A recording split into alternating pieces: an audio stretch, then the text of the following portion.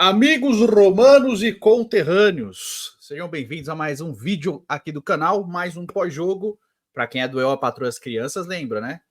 Amigos romanos e conterrâneos, quando ganha o presente melhor pai de todos.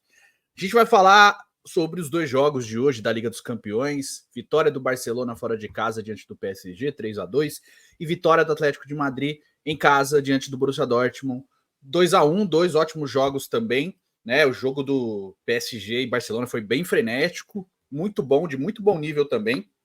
Eu acho que depois de Real Madrid City é o melhor jogo da Liga dos Campeões. Foi um grande jogo mesmo. E também teve um ótimo jogo entre Atlético de Madrid e Borussia Dortmund na Espanha, lá no Metropolitano, onde já fui para a final da Liga dos Campeões de 2019, entre Liverpool e Tottenham. Tem vídeo aqui no canal, quem quiser assistir, tá certo? Vamos conversar sobre isso. Pô, cadê o Pepe? O Pepe estão arrumando o escritório dele hoje, né? Então estavam mexendo na luz lá e não conseguiu porque ainda estava desligado e ele não conseguiu participar do vídeo, tá? Vou convidar você a participar da nossa rifa, sorteio dia 20, daqui 10 dias, tá certo? Um prêmio é um iPhone 15 Pro Max de 1 tera, é o melhor iPhone que tem hoje no mercado, ou 10 mil no Pix, você que escolhe, tá? Para quem adquirir mais números, 8 mil para o primeiro colocado, 5 mil para o segundo, 3 mil para o terceiro. Custa R$ 1,99 cada número, porque tem muito menos números, então a chance de a pessoa ganhar é maior, tá certo? Então eu vou deixar o link aqui na descrição também, ou vai em futirinhas.net e participa aí da nossa nova rifa. R$ 50 ou mais em números nos vídeos com edição aí, seu nome entra nos créditos finais dos vídeos, como uma forma de agradecimento também por você estar ajudando a gente nesse momento difícil que a gente está passando aqui no YouTube, tá bom? Então, muito obrigado a todo mundo. Tamo junto e vamos falar aí dos jogos, tá? Vou falar primeiro de Atlético e Borussia Dortmund, depois eu falo de PSG e Barcelona, tá certo? Bom, o Atlético jogou fácil, principalmente o primeiro tempo, diante do Borussia Dortmund, né? Fez 2-0 com muita competência e também contando com a incompetência e os erros da defesa do Borussia Dortmund, principalmente no primeiro gol, que é o gol do Depou. Né? A defesa do Borussia Dortmund sai jogando errado, o Depou recupera a bola e acaba abrindo o placar 1-0, mas antes disso o Atlético já tinha chegado com Griezmann, com Morata, com o próprio Depou, né, que fez uma excelente partida. Quase teve o Witsel quase faz um golaço, o Witsel que é ex-Borussia Dortmund, quase faz um golaço de calcanhar, né, desviando o cruzamento também.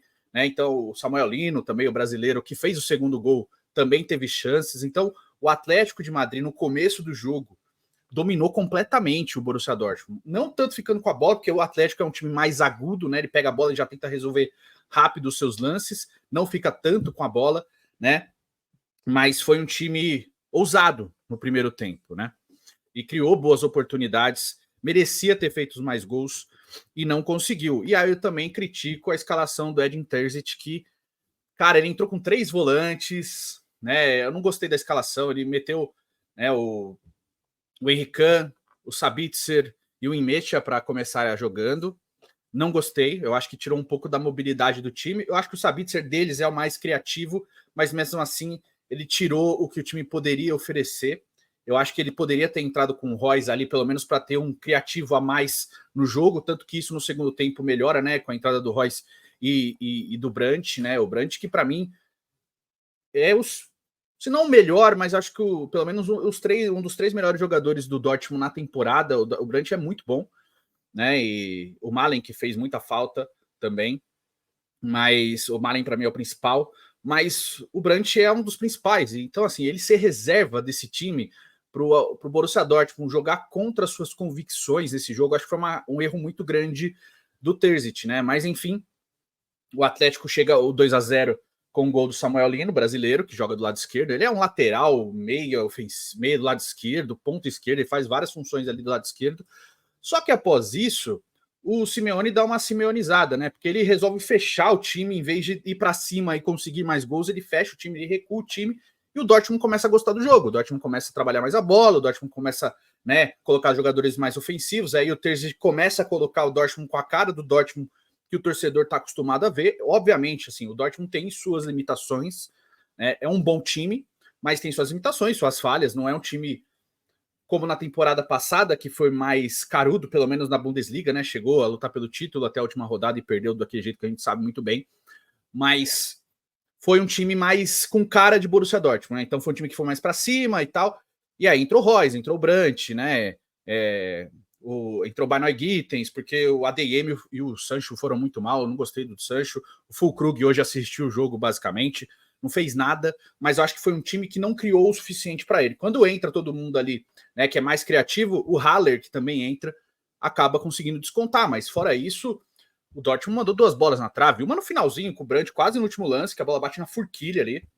Mas mesmo assim, o Atlético de Madrid sai com a vitória. Porém, pelo que o jogo apresentou, o Atlético sai com uma sensação do jogo que ele poderia ter tido um melhor resultado diante do Borussia Dortmund, sabe? Se o Atlético poderia ter feito 4, 5 gols no primeiro tempo, não seria absurdo nenhum, tamanha superioridade do Atlético em dominar o jogo, e no segundo tempo se fechar tanto para só buscar contra-ataque, eu acho que foi pouco, porque o Atlético tem de qualidade dos seus jogadores, né? Então poderia ter feito mais, poderia ter tido sorte melhor, então vai com vantagem para o jogo na Alemanha, porém com confronto aberto, porque o Dortmund percebeu que tem um caminho, né? Tem um caminho para tentar reverter essa desvantagem. E tem time, tem jogadores criativos para isso, e tem um goleiraço, que é o Kobel, que é um baita goleiro.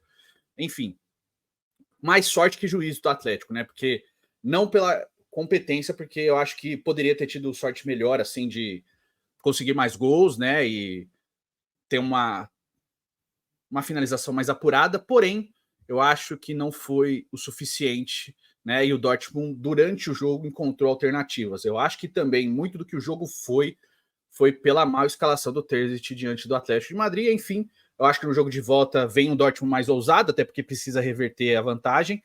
E o Atlético é bom no contra-ataque, mas eu acho que o Atlético tem condições melhores de mandar no jogo, né? Ele tem time para isso, né? E o Griezmann, novamente, jogadoraço, cara. O Griezmann é maravilhoso, joga demais. Cracaço.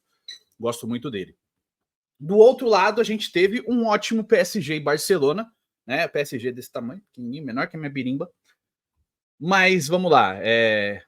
3-2 para o Barcelona fora de casa. Os 2 primeiros gols do Rafinha na história da Liga dos Campeões, né? Ele bateu na trave literalmente no jogo passado diante do Napoli.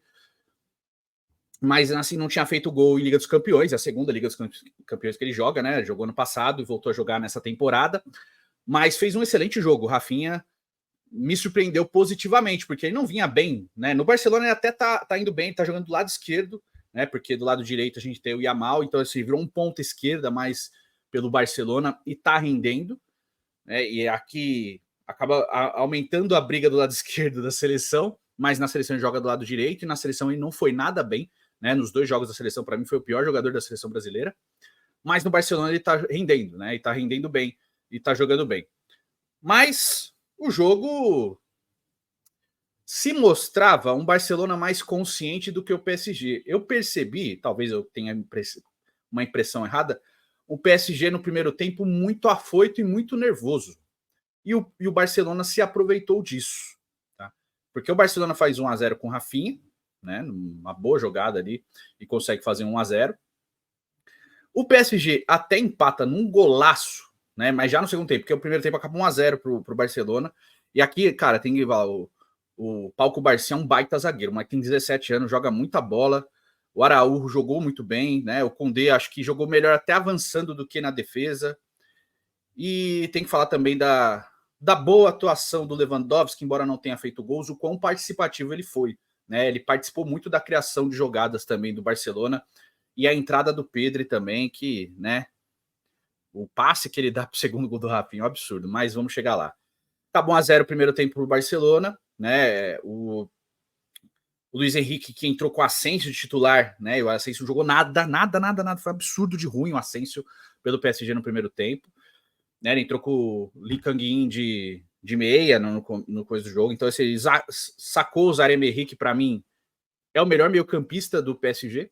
Tá? Ele bota o Lee Kang-in de titular, né? Vai com o Asensio também. Dembélé e Mbappé, o Mbappé mais como referência, o Dembélé indo pro lado jogando mais do lado direito e o Asensio mais como meia ali buscando. Então foi basicamente ficava um híbrido entre 3 atacantes, com Asensio avançando como atacante, voltando para ser armador também, junto com o Lee Kang-in também fazendo a ponta e voltando para ajudar a armar. Né?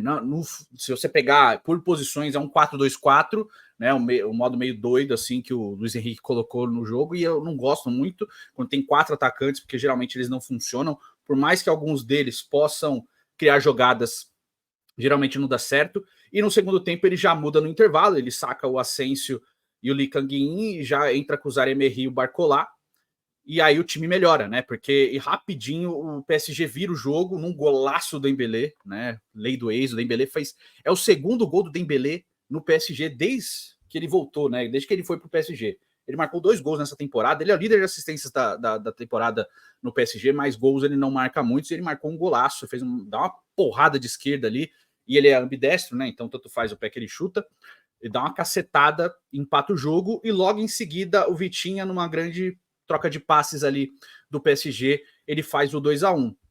Só que o Barcelona, né, sentiu o baque, porém rapidamente ele volta a uma rotação melhor, né? O Xavi tira o Sérgio Roberto, que eu, enfim, eu não gosto, você sabe muito bem, e coloca o Pedri, bota o Fermin Lopes também, bota o Christensen também.